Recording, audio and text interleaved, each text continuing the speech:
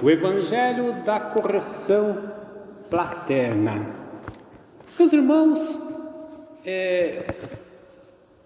o Evangelho de Mateus traz um capítulo que geralmente se chama nas Bíblias, aí você pode conferir na sua, sermão da igreja, sermão da comunidade.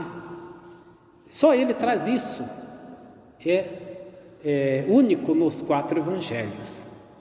E o grande tema desse sermão é o perdão.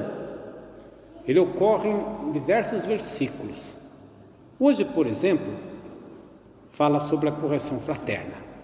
Mas começa assim, prestem atenção.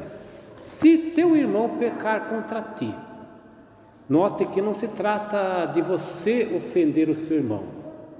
Isso daí nem é levado em consideração para Jesus Cristo, nem se cogita a hipótese de um cristão ofender o irmão, porque o grande mandamento do cristão é o amor. Começa por notar isso, mas se o teu irmão pecar contra ti, vamos lá ver o que ele nos ensina a fazer.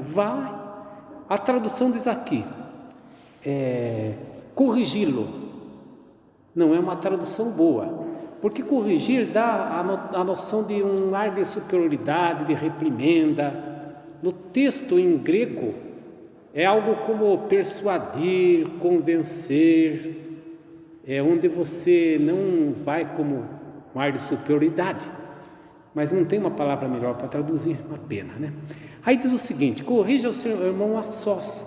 Uma coisa que você tem que prestar muita atenção quando você então tem que fazer uma correção fraterna é esta, que cada vez que você aponta o dedo para o seu irmão, não diz assim, que você tem pelo menos 3 dedos voltados para você, um ainda fica para baixo, meio de lado, mas você tem que prestar muita atenção que nós às vezes podemos não ter aquela falha, mas não somos tão santos e bons quanto nos imaginamos.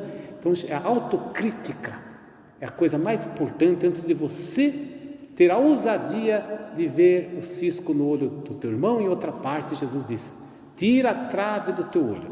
Você conhece aquela historieta oriental da mãe que vai consultar o sábio, dizendo assim, fala para o sábio: eu quero um conselho para que o senhor dê para o meu filho, para o meu filho parar de comer açúcar. Aí o sábio falou: tá bom, volta daqui uma semana. Aí ele volta, a mãe volta com a criança, ele fala: ainda não tenho esse conselho, volta daqui um mês. Aí volta daqui um mês, ela fala: volta daqui um outro mês. Até que chegou um dia, o sábio deu o conselho, e daí a mulher pergunta: mas por que o senhor demorou tanto para dar esse conselho? Daí o sábio falou assim: é que primeiro eu que teria que parar de comer açúcar, né? É a mesma história do cara que fala para o filho não fumar com o cigarro na mão, para o filho não beber com o copinho de cachaça na mão. Então, a primeira coisa que você deve fazer é corrigir-se a si mesmo. Mas vamos lá, continuamos aqui no texto, que ele tem muita coisa bonita aqui para nos ensinar. Depois, se você, na conversa que você tem com o seu irmão, não surtir efeito, você então chame 1 ou 2 testemunhas. É a tradução do texto, mas quando a gente lê no original, a gente saboreia a coisa melhor na sua profundidade, porque a palavra testemunha é o equivalente grego em mártir. Lembra? Hoje nós chamamos, que nem São Benedito, nós chamamos São Benedito de santo. Os primeiros cristãos não faziam esse tipo de colocação meio dúbia: santo é só Deus. Chamavam os exemplos de mártires, testemunha. Então quando você fala assim, para você chamar 1 ou 2 testemunhas, não é julgamento, não é júri. Testemunha lá para falar a favor, para falar contra, para ver se você vai ver que está dando coisa. Não. Testemunha é pessoas que possam dar exemplo de seguimento de Jesus, de autenticidade cristã. O mártir é aquele que prova a sua fé com a sua vida. Entenderam? Tem sentido de testemunha, não é nada com o sistema judiciário. Bom, aí se não deu efeito, ele fala, então vá dizer à igreja. A igreja é entendida como assembleia, comunidade. E olha que interessante aqui no texto. Por isso que a gente não lê uma palavra fora assim do contexto geral do Evangelho, a gente pode fazer uma interpretação totalmente errada, chutar fora do gol. Por exemplo, aqui diz assim: vamos supor que nem que se você leve esse seu irmão que pecou para a igreja e ele não se emende, então ele seja tratado como se fosse um pagão, um pecador público. Aí você fala, opa, agora deixa ele de lado, vamos ignorar esse sujeito. Aí você tem que ver no Evangelho quem são os pecadores, quem são os publicanos e quem são os pagãos para Jesus. São aqueles que Jesus ama mais, são os prediletos do Senhor. Inclusive, confira se eu estou falando mentira, esse texto aqui segue no Evangelho de Mateus a parábola da ovelha perdida. Então Jesus é aquele que é capaz de deixar 99 no deserto e ir atrás da ovelha que se perdeu, entenderam? O pecador é aquele que o Senhor ama muito mais. Permita-me contar uma outra historinha, não sei se estou chateando com vocês aqui com historinhas, mas permita-me. Essa história passou-se lá no deserto do Egito antigo, lá entre os primeiros cristãos existia lá um mosteiro, e lá dizem que um dos monges foi fragado num dos piores pecados que pode ser para um monge, no adultério. E então veja só, os monges antigos tinham o costume de fazer quando tinha que resolver um problema, fazer uma eleição que consistia em um feijãozinho preto e branco. Então o abade convocava todo mundo para uma reunião, propunha a questão: olha, esse indivíduo aqui foi surpreendido em flagrante no adultério. Aí o que nós devemos fazer? A regra é clara, né? Como diz o nosso comentarista lá do esportivo, a regra é clara: quem cometeu esse pecado deve ser expulso do mosteiro. Mas vamos fazer uma eleição. Aí cada um pega 2 feijão e depois vai votar, e põe dentro de um vaso de cerâmica.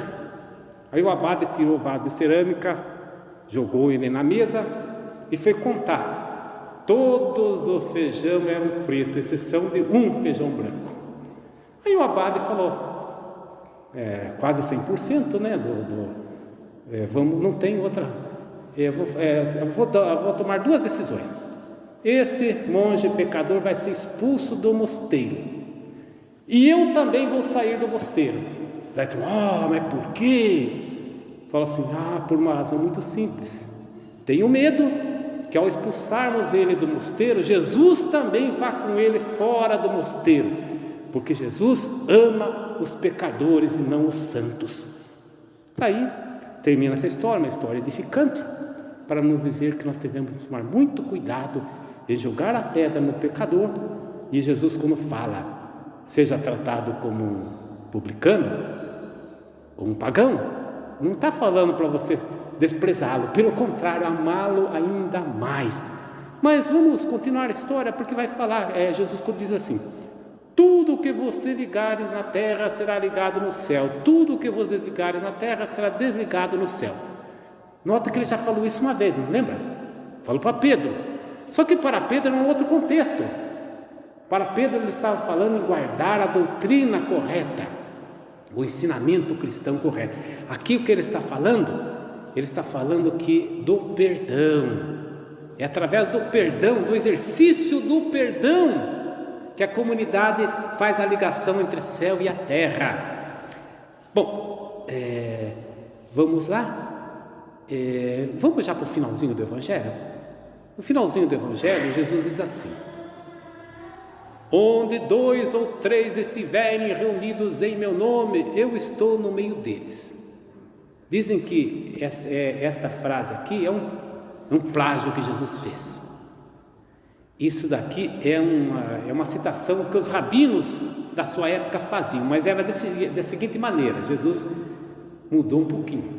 Os rabinos diziam assim, que quando duas pessoas estivessem estudando a Torá, a lei, a Shekinah estava ali. A Shekinah, se você leu lá na época de Moisés, quando a Arca da Aliança estava dentro da tenda, existia uma coluna luminosa, uma coluna de fogo durante a noite e uma nuvem que protegia do calor intenso durante o dia. Era a glória de Deus que manifestava na Shekinah. Aí Jesus Cristo agora diz a mudança de Jesus é o seguinte: é quando 2 ou 3 estiverem em meu nome, a pessoa de Jesus é a manifestação da glória de Deus. Lembre-se também, que é bom que a gente não perca o contexto, que nós estamos meditando o Evangelho de Mateus. Como começa o Evangelho de Mateus? O anúncio do Emanuel. Lembra-se? O nome de Jesus para o evangelista Mateus é Emanuel, Deus conosco. Amém.